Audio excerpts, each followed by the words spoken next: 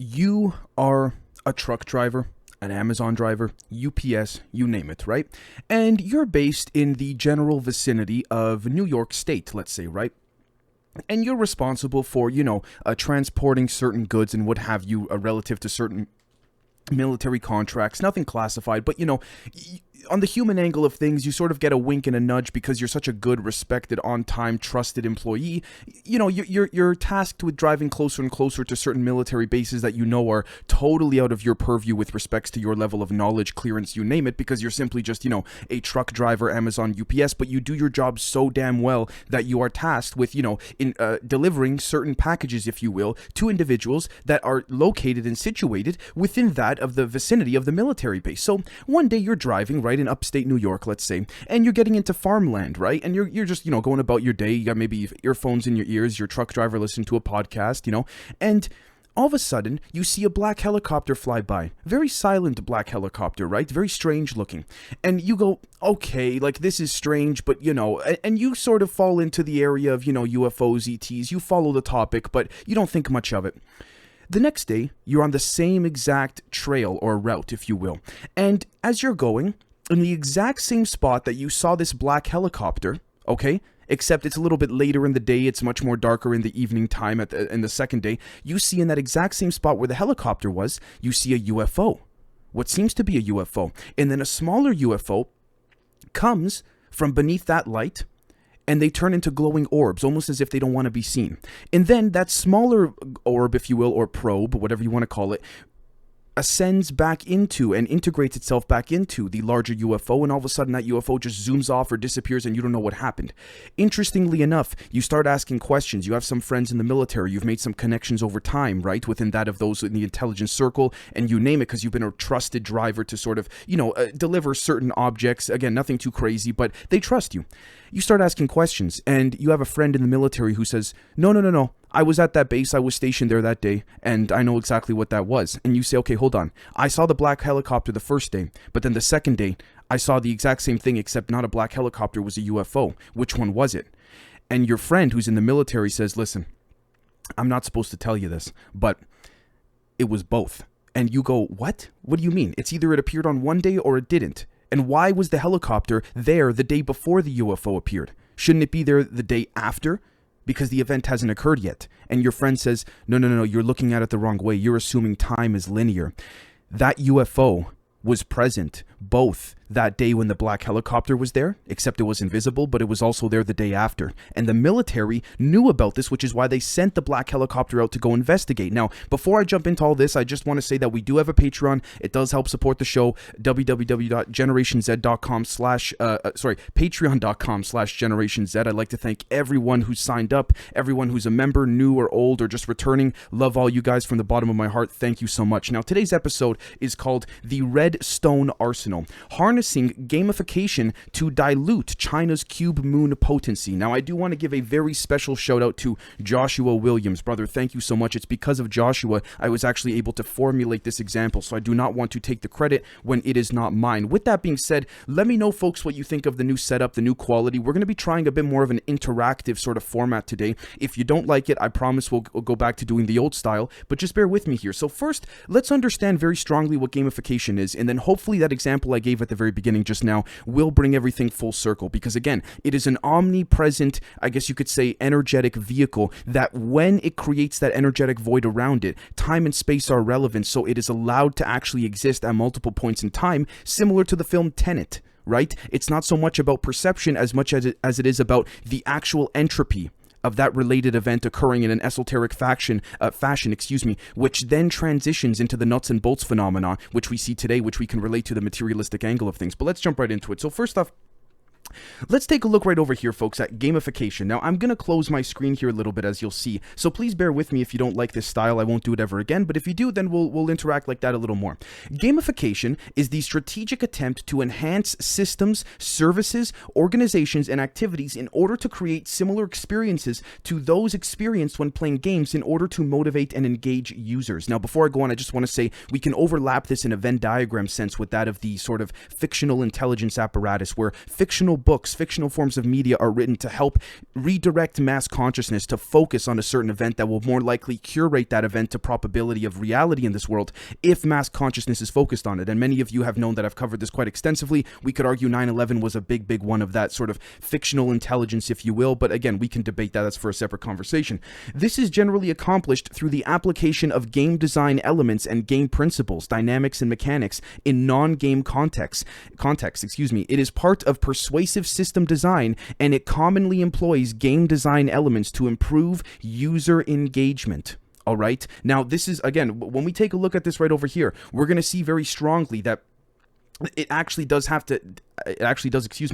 positive effects on individuals. However, individual and contextual differences exist. Okay, now, here's what I want to take a look at next. Let's jump right over here. TheGuardian.com. China modified the weather to create clear skies for political celebration, according to a study. Researchers say Beijing used cloud seeding to create artificial rain and lower pollution in July, in latest example of blue skying efforts. Okay, now take a look at this right over here. The Chinese government has been an enthusiastic proponent of cloud seeding technology, spending billions of dollars on efforts to manipulate the weather to project agricultural regions or improve significant events, including the 2008 Olympics, end quote. Now, interestingly enough that this is all coming out now, but take a look at some of the distractions relative to what we're witnessing within that of the mainstream media. And what I mean by distractions are these right here. I'm going to be pulling up some of these images, excuse me. I just need to pull them up very, very quickly. And here we are. Please forgive me, folks. I'll be putting this up in editing. There we go. Here we are. My apologies, guys. Take a look at this photo right here. All right. This is from Apollo 15, from NASA's archive site. They're now slowly but surely actually putting pictures of UFOs in their archives. All you have to do is dig and look, okay? These are all photos from Apollo 15. Now, take a look at this particular photograph right over here. This right here, folks, please forgive me if I'm a little rusty, I promise I'll get better, is the cube that allegedly China's rover spotted on the moon that, you know, everyone's all up in arms about. What is it? What is it? Now, that's that photo right there. But let's take a look at this particular photograph over here. This right here, folks, is the unscrubbed photograph. This was the cube that we saw that's in the article. This is the unscrubbed version. Doesn't take much to notice, does it? Looks kind of like a complex. Sort of, right? So again, when we know that, we then have to understand as well, too, this right over here. Mysterious skies. Incredible video shows 12 UFOs flying in formation as pilot exclaims, "That is some weird," pardon my English, shit. A video shot from an airliner cockpit has emerged, showing what appears to be a fleet of 12 UFOs flying in formation. The pilot who shot the footage can be heard reacting in astonishment to the eerie lights that appeared and then vanished in clouds above the Pacific Ocean. Now we see here some of the photographs, but let's actually watch the full-on video. So let's take a look.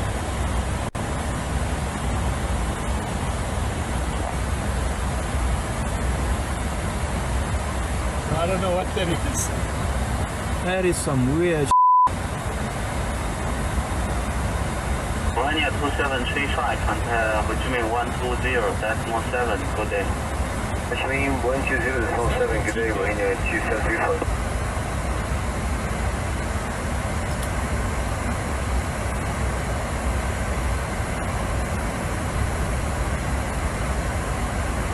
That's something fine.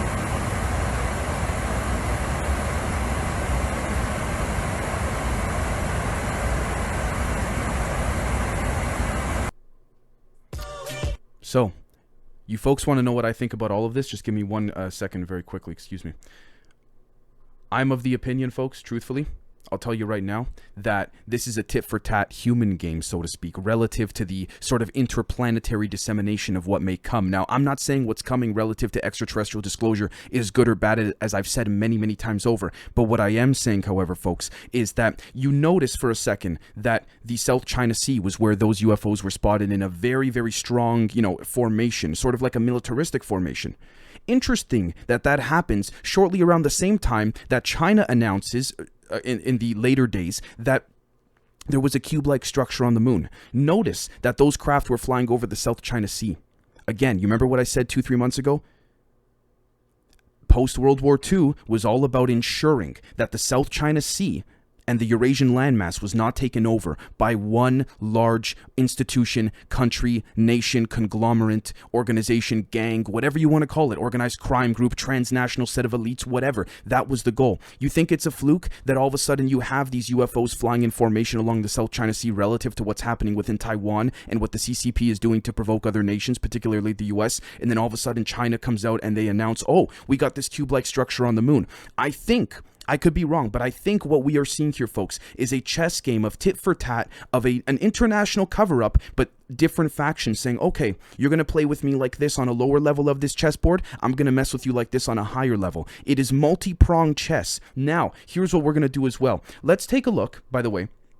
Let me bring it back to sort of a smaller screen, if you will, for you folks. Let's take a look at this right over here. The Western Journal leaks. Feds impose keyword warrants on Google. Track anyone who looks up specific bad words. The United States government is reportedly attempting a new level of overreach by issuing keyword warrants to Google. All right, in an attempt to crack down on online criminals, of course that'll be the justification. Federal investigators are utilizing the so-called keyword warrants to order Google to provide personal information on anyone who searches a specific keyword in their browser, completely breaching an individual's privacy. All right. According to Forbes, this type of warrant has been used multiple times in the last 5 years to track down criminals.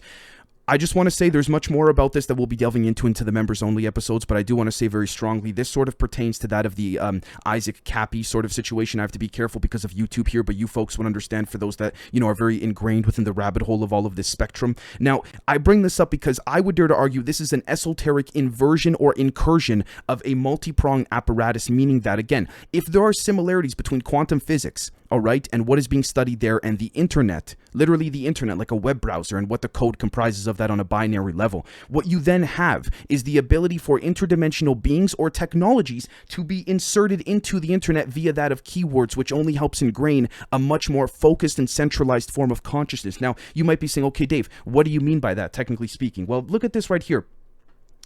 IndianExpress.com, excuse me.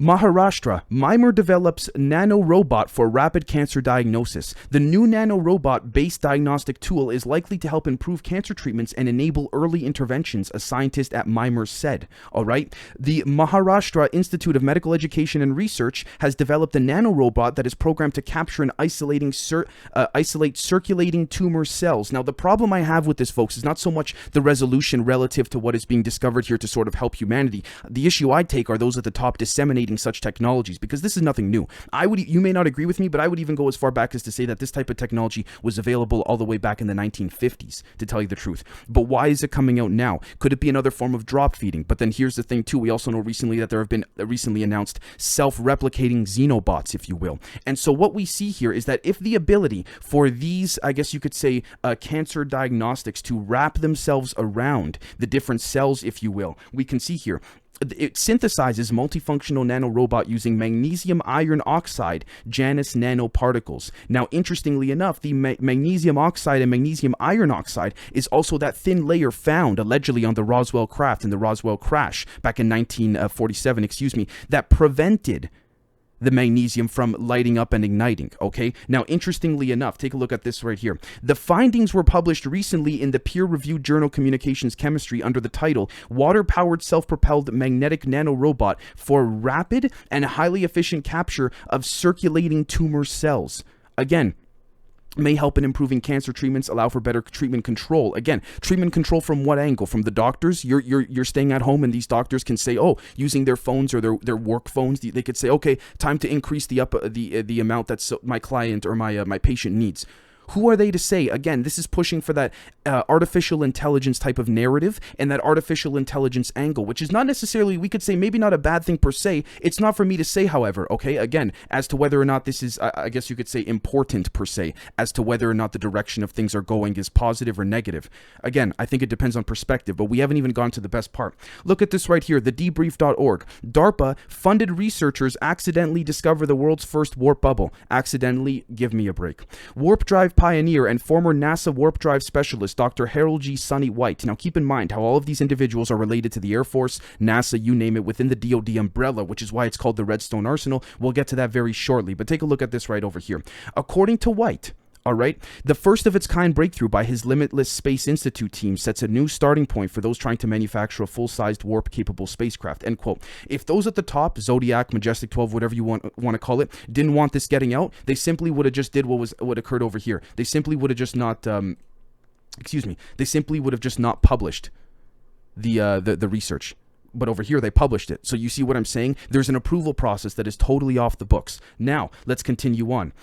Take a look at this right over here. Study finds a striking difference between neurons of humans and other mammals. The human brain makes a striking deviation from the normal building plan. Interesting. It's not like, 12, 13,000 years ago something occurred that's being completely covered up, right? Neurons communicate with each other via electrical impulses, which are produced by ion channels that control the flow of ions such as potassium and sodium. In a surprising new finding, MIT neuroscientists have shown that human neurons have a much smaller number of these channels than expected compared to the neurons of other mammals. Now, the researchers hypothesize that this reduction in channel density may have helped the human brain evolve to operate more efficiently. Now, before we go on, let's just say that it did in a natural form. It would have taken way longer than what's occurred within the last, say, 10 to 70,000 years relative to that of the Homo sapien evolutionary scale. I'm not an evolutionary biologist by any metric, but I don't think it takes that. You don't need to be, have a degree to realize, okay, evolution takes time, like real serious time, not 50,000, 100,000 years, hundreds of thousands, if not millions of years, right? So let's take a look at this right over here.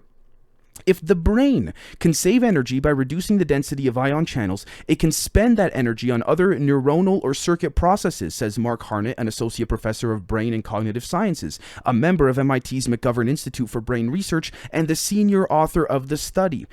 Harnett and his colleagues analyzed neurons from 10 different mammals, the most extensive electrophysiological study of its kind, and identified a building plan. Now, hold on a second. Let me just say very poignantly, what they don't want you to notice are things like this. The most extensive electrophysiological study of its kind. Why now, all of a sudden, that it could be funded? Why now all of a sudden that this article is being written on bigthink.com, big mainstream media website, big beautiful expose for the article? I'm serious, because it all has to do with the presentation relative to that of the dissemination of esotericism between that of yourself as an individual and between that of the esoteric and energetic incursions, all right? Now, take a look at this right over here. en.xahoi.live. I don't even want to try to pronounce that. I'll probably butcher it. 150,000 years old metal pipes in Tibet contradict the official history. Interestingly enough, it is said that there is a mountain in Tibet that contains a network of special formations that extend to the nearest lake. Many researchers believe that this is an artificial pipeline system, but strangely enough, its origin dates back to the era of the Neanderthals. Again, just complete contradictions over and over and over again relative to that of the main academia in history and what we're now seeing. And of course, interestingly enough, the Tibetans made deals with Nazis, didn't they? The Tibetans made deals with the Americans after World War II, didn't they? Huh. But nothing to see here, guys. Nothing to see here, right? It's no clue what's going on. No idea whatsoever. Look at this right here. Vice.com. Internal documents reveal NASA's UFO talking points. I am fully expecting Europa to have giant squids in the under-ice ocean world, wrote one scientist. According to newly released internal documents, NASA is keen on emphasizing its ongoing and impressive work searching for evidence of extraterrestrial life, but less keen on examining evidence brought to it by concerned citizens, like the one who wanted NASA scientists to examine a fascinating UFO alien cooking pot. All right, the citizen proposed was evidence of alien life or interdimensional travel. End quote. Now, interestingly enough, here's what we're going to find too. When it comes from citizens, you actually have to do something with that data, which is why they don't do it. Do you see what I'm saying here, folks? Again, this is why, for example, you have Bruce Fenton, fantastic gentleman, the author of Exogenesis Hybrid Humans, saying that there were actual cases where individuals were abducted onto UFOs, and they were being, by what seemed to be humans, it could have been camouflaged aliens, you name it, but they were being cooked pancakes. And one of the individuals was able to take that pancake, and there was no sodium in the pancake, which is impossible for food on this planet. So how was that even a thing? Again, imagine if this individual tried to take this literal pancake, box it up, ask the aliens if they could take it. I know how silly this sounds, but box it up and bring it to a scientist on Earth and say, listen, you might not believe me that I got abducted, but check out this pancake. And I know that sounds silly, but guess what's going to happen? That pancake's going to go missing. Just like the metals that Jacques Vallée mentioned about going missing, that again, he carries around his lab because he, as he said on the podcast with James Fox and Joe Rogan, these things have a quote unquote funny way of going missing. Now, let's take a look at this right over here. This is readingreligion.com. Rainbow Body and Resurrection. I don't remember who exactly brought this up. It was on a members only Zoom call. Thank you so much, my friend, whoever it was. Okay, we take a look here. Father Francis V. Tiso is known for his pioneering achievements in the comparative studies of sainthood with regards to the life of the Tibetan yogin Milarepa and for studying the origins of Milarepa's hagiographic tradition. All right. Now, what we'll see here is that Father Tiso's new book is a more personal work spanning a set of themes which suggest the author's involvement in a quest for a non-dual experience and a universalistic meaning of death and the afterlife overarching the traditions of Catholicism and Tibetan Buddhism, the two religious perspectives that have shaped Father Tiso's life and career. End quote. Non-dual, folks. Let's look at this word right here. Non-dual experience. We're going to go now right back to the example I gave at the very beginning of this episode of, you being a truck driver and saying, hold on, how could a helicopter for the military search for a UFO in the exact same spot a day before it even happened? Well, let's take a look at this right over here. Let's take a look at a very simple image, all right, of a grid, for example, representing that of space and time. Now, let's take a look, for example, at a traditional grid. Let's just say, I don't know, this one right over here. Pretend this grid represents space and time. Now think about it. What is time? Time is measured based on, our planet going around the sun, right? Very strongly because, you have night and day, and that's how, the clocks, as we understand them, at least how we're told our ancestral humans understood it, right? Not an expert in that historical angle, but you see what I mean. Take away, for example, the sun. Okay, without the sun, we wouldn't be able to know. Like, yes, I mean, we would have clocks that would continue, but pretend we took all that away. All digital clocks, all analog clocks. Take the sun away. What's time? It's nothing. Because time is something that we're just measuring relative to a certain event. Sort of like, oh shit, I gotta be at, so-and-so for 7 o'clock tonight. I'm running late. Do you see what I'm saying? And also, that whole concept of, oh shit, I'm running late, that feeling of fault is also there within us that is part, allegedly, of the Saturn moon matrix to suppress the energetic feeling of an omnipresent sort of centrifugal being within us. Now, interestingly enough, too, it also has to do with sort of collapsing the vacuum into your own singularity. Not self-destruction, but self-collapsement into one's own singularity relative to this grid. Now, if we take a look, for example, let me just make sure you folks can see it. This grid right here. Fantastic. This grid represents space and time. Let's just say, for example, that my mouse is the craft that was seen, all right, on the second day. When the craft puts an energetic field around it, just like we always discuss, the EMF fields around the UFO, around the alien craft, what then happens is that time and space are irrelevant. So what then occurs is that of unique cognitive human interface as leaked by Christopher Mellon's A-tip slides. Think of that as you will. However, I'm trying to put this in the best way possible that I can, folks, but the craft in and of itself is essentially standing at a point within time and space. I say standing, we could say floating or just being present.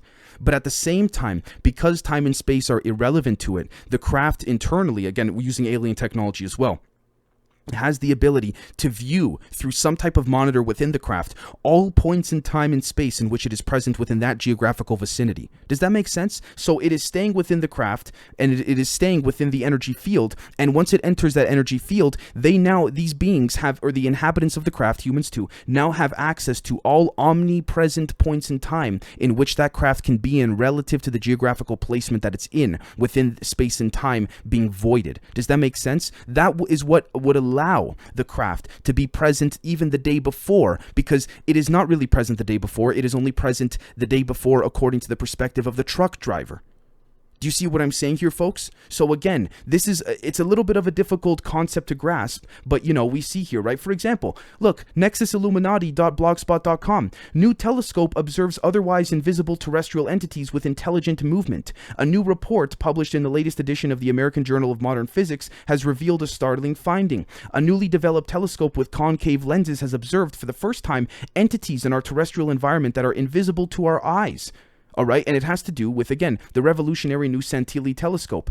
The discovery was made by Dr. Ruggero Santilli. Again, Santilli, concave lens, and the Galileo telescope, convex lenses. And again, why is this not being used way more avidly and rapidly? You know when this was discovered, from my understanding? 2016, excuse me. Monday, February 8th, 2016. At least that's when this article broke. So again, why is this not being used? Just like the Frederick Porte, alien sort of DIA alien hunting binoculars that the Air Force invested $750,000 into Mr. Porte's invention to see. Again, it's all over the place. It's all over the place. Now, take a look at this right over here. UFOAC.com. Just after lunchtime on July 7th, 1957, Signore Luciano Galli, a businessman from the suburbs of Rome, was on his way back to work when a black Fiat drew up. Although a small man with delicate features was driving, it was the tall, swarthy passenger, a man with piercing black eyes, who said, "Do you remember me?" This provoked a strange response. Suddenly, Galli recalled having seen the stranger in the streets of Rome and had felt oddly drawn to him, but he had vanished into the throng. Galli said, "I remember you." Sitting in his black car, the man asked, "Would you like to come with us?" All right. When the witness asked where to, the man smiled, replying, saying, "Have confidence, nothing will happen to you." At that, Galli climbed into the car, which drove off to the Croata Ridge on the outskirts of the Italian capital, where they found a saucer-shaped UFO. A cylinder dropped down from underneath, which then opened up like a door. Again, this is consistent with Frederick Porti's images of the cylinder craft, of the different quantum radar type binoculars being used relative to that of different AI cargo being dropped into the airspaces. After the tall man took the witness inside, the cylinder ascended into the bowels of the UFO, and two intense lights flashed in his face. "Don't be afraid," said the stranger with a laugh. "We have just taken your picture." Then the UFO shot away from the ground, which Galli could see disappearing fast beneath them through a sort of lens-like window in the floor. Almost immediately, they were beyond the Earth's atmosphere, rapidly approaching a massive cigar-shaped UFO that Galli estimated to be about 600 meters or 2,000 feet long, and had an intensely bright light at one end, with portholes through which yet more UFOs could be seen leaving and entering. Interestingly enough, if you check out my Instagram, there's some footage of the cigar-shaped craft. I believe it is the second most recent post of mine, if I'm not mistaken. The alien said, "This is one of 4 spaceships. They entered the mothership where they disembarked." Galli stared around him, saying later, "There was no less than 400 or 500 people there, standing and walking around." The aliens took him on a tour of the ship, showing him the control room, the lounges, a comprehensive library, and the captain's personal quarters. Then, not quite 4 hours later, he was back on Earth where he had started from. Despite the sensational nature of his experience, Galli said stoutly, "I don't care what anybody says. The story is true. You can believe it if you wish." End quote. I mean, I'll be honest with you, folks. It kind of reminds us of, the Star Trek episodes when Captain Picard, Star Trek, please forgive me, I don't remember the exact name of the series, but when Captain Picard would go and bring other lesser evolved species who were not familiar with the Prime Directive or the Federation or the of Starfleet and all that onto the ship, it seems exactly like that. Again, having to do with gamification, fictional intelligence, them crossing over in sort of a Venn diagram fashion. Now, again, take a look at some of the cigar craft photographs that have been seen over the years, right? We see these are some very, very clear photographs. And again, these are the ones coming out of the water, and we see over and over and over again, the consistency is there. Now, look at this right here, UFOAC.com. They exist. It's not a big secret. A Russian cosmonaut told about aliens and a secret Soviet program to study UFOs. It's not a big secret. Again, he openly saying it, right? Take a look at this right over here. Newsbud.com, top general reveals Russian intelligence documents, secret technology, Antarctica, and the escape of Hitler. Again, mentioning Tibet. What are the odds? What are the odds? No, there's no coincidence, nothing whatsoever. Don't worry about that whatsoever. Now, let's take a look at, this right over here. Pardon me, folks, just a little bit rusty this time around. I promise I'll get better at this. Spiritualresearchfoundation.org. Introduction to the levels of demonic possession. Demonic possession is a complex issue where nothing is what it seems to cross to the gross eye. Now, take a look at some of the steps. Mild demonic possession. All right. This is a layperson having the means of his or her intellect and a basic understanding of demonic possession can understand from observing an individual's abnormal behavior, such as a photograph such as this. Behaving strangely, again, defying gravity. This also, by the way, folks, is what Frantic Missy was trying to say about, again, for those that had watched the interview with her, about there being different kinds of, spiritual ghosts being present in more than one place at once, however, at a different density. That would also explain the sort of proposal of the grid that I was discussing earlier, right? So again, we see this right over here. Then we have medium demonic possession, severe demonic possession, and again, the different kinds, right?